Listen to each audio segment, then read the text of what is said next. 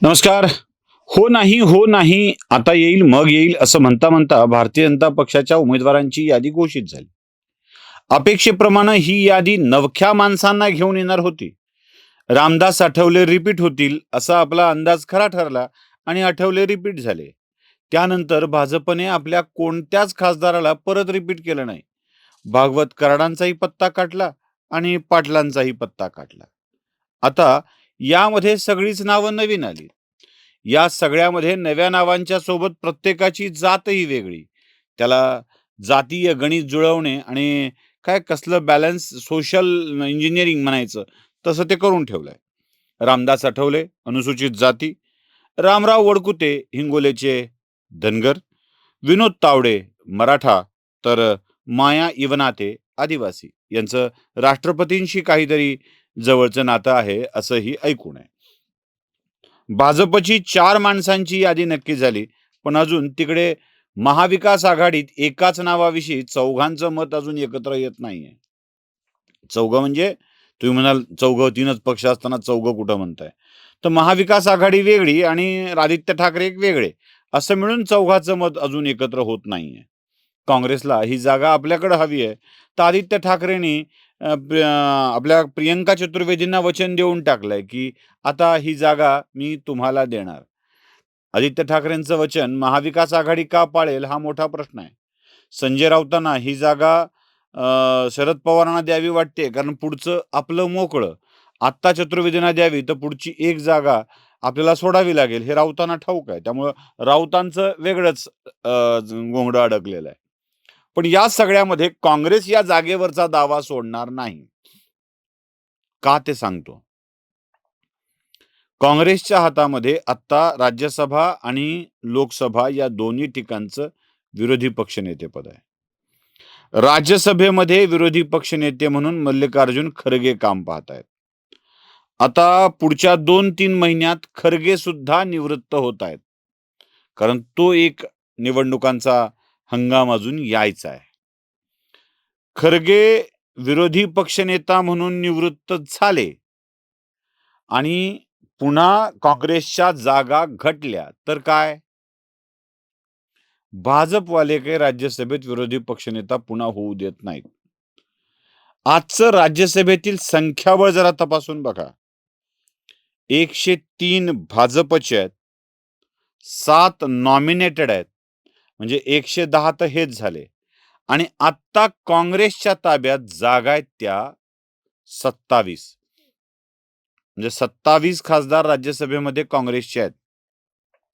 या 27 पैकी याच हंगामात निवृत्त होणारे कोण कोण आहेत चालू वर्षामध्ये, तर 7 जागा काँग्रेसच्या निवृत्त होत आहेत याच वर्षामध्ये. म्हणजे ही संख्या जाईल 20 वर आणि 20 वर गेली की काँग्रेस आपला विरोधी पक्षनेता देण्याचा अधिकार गमावून बसेल. मग सोपं काय आहे? सोपं हे आहे की जेवढ्या जागा जास्तीत जास्त पदरात पाडून घेता येतील तेवढ्या पाडून घ्याव्यात. राष्ट्रीय राजकारणात राज्यसभेतलं विरोधी पक्षनेतेपद शाबूत राहावं यासाठी काँग्रेसची ही धडपड चालली आहे. म्हणून महाराष्ट्रातून मिळणारी जागा ही काँग्रेसला मिळावी असा काँग्रेसचा दावा आहे. बरं, अजून एक लफडं वेगळंच आहे हां. म्हणजे काँग्रेसचा तर एक जागा पाहिजे. आदित्य ठाकरेंना तिथं आपली जागा पाहिजे. कारण या बार्गेनिंगमध्ये पुढची विधान परिषदेची मिळणारी एकमेव जागा उद्धव ठाकरेंना मिळावं ही उद्धव ठाकरेंची इच्छा आहे. म्हणजे आत्ता काँग्रेस, पुन्हा शिवसेना, म्हणजे शिवसेनेला एक राज्यसभेवर जागा संजय राऊतांची कंटिन्यू करता येऊ शकते. तर काँग्रेसलाही आपलं विरोधी पक्षनेतेपद शाबूत ठेवण्यासाठीचे प्रयत्न करता येऊ शकतात. या सगळ्यामध्ये अस्तित्वाची लढाई लढतीये ती राष्ट्रवादी काँग्रेस पार्टी शरद पवार गट. कारण आताच्या घडीला राज्यसभेमध्ये राष्ट्रवादी काँग्रेस पार्टी शरद पवार गटाचे राशप या गटाचे 2 खासदार आहेत. एक स्वतः शरद पवार आणि दुसऱ्या फौजिया खान. दोन्हीच्या दोन्ही निवृत्त होत आहेत. म्हणजे राज्यसभा या वरिष्ठ सभागृहातून संसदेच्या राष्ट्रवादी काँग्रेस पार्टी शरद पवार गट हद्दपार होणार आहे. हद्दपार. Okay, tata, bye bye. अशी स्थिती येणार आहे. या सभागृहात शरद पवार गटाचं काहीतरी अस्तित्व असणं आवश्यक आहे, असं शरद पवारांना आणि सुप्रिया सुळेंना वाटतं. काहीच नाही कसं.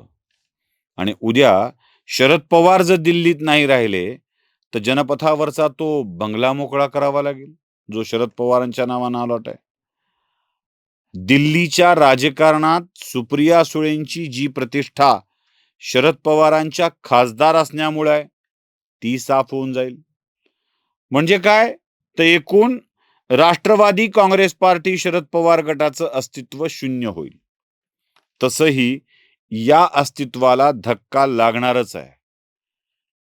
भाजपच्या समर्थनावर किंवा छुप्या पाठिंब्यावर शरद पवार दिल्लीत खासदार म्हणून जातील, तर शरद पवारांचं अस्तित्व काहीच उरणार नाही.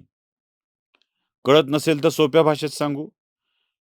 एखादी सुंदर तरुणी कॉलेजमध्ये प्रवेश करावा, तिने आपल्या मागे आता पोरं लागतील, लोक लाळगोटेपणा करतील मुलं, ती आपल्यासोबत मैत्री करावी म्हणून तिनं असे छान बनठणके यावं, आणि अचानक तिलाही पहिल्याच दिवशी एका मुलावर प्रेम व्हावं आणि त्यानं गावभर बोबाटा करावा की हिचं माझं जमलंय. तसं तिच्या सगळ्याच आशा संपतात. म्हणजे पुन्हा कोणी बघत नाही, कारण ही एंगेज आहे म्हणतात. हिच्या असण्याचा नसण्याचा काहीच फायदा होत नाही. तसं शरद पवारांचं होणार आहे. भाजपने हे आपल्या पाठिंब्यावर म्हणून एकदा सांगितलं की शरद पवारांचं काँग्रेसच्या आघाडीमधलं, इंडीमधलं अस्तित्व शून्य, किंमत शून्य, महत्व शून्य, आणि भाजपवाले तर विचारणारच नाहीत. तसंही शरद पवार खासदार झाल्यावर हे सगळंच गमावणार आहेत. त्यामुळं शरद पवारांची या विषयातली प्रचंड मोठी कोंडी आहे. पण ही कोंडी असली तरीही अस्तित्व दाखविण्यासाठी तिथे राहणं आवश्यक आहे. म्हणून वाटेल त्या स्तरावर हा पवार परिवार जातोय.